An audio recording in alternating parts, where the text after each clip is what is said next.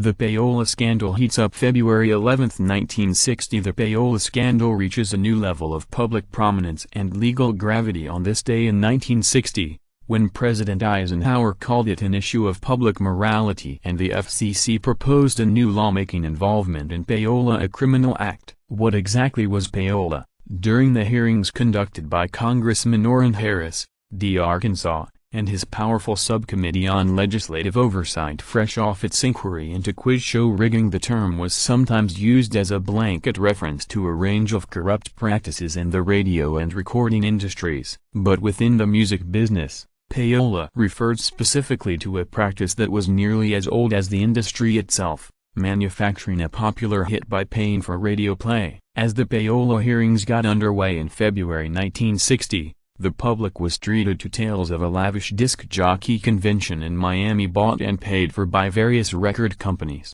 One disc jockey, Wesley Hopkins of Kewan, Cleveland, admitted to receiving over the course of 1958 and 1959 $12,000 in listening fees from record companies for evaluating the commercial possibilities of records. Another DJ named Stan Richard, from Station Wild in Boston, also admitted to receiving thousands of dollars from various record promoters, and though like Hopkins he denied letting such fees affect his choice of which records to play on the air, he also offered a vigorous defense of Payola, comparing it to going to school and giving the teacher a better gift than the fellow at the next desk. He practically likened it to motherhood and apple pie. Oh, this seems to be the American way of life, which is a wonderful way of life. It's primarily built on romance. I'll do for you, what will you do for me? It was this comment that prompted President Eisenhower to weigh in on February 11, 1960, with his condemnation of Payola. But what explains the involvement of Congress in this issue? Technically,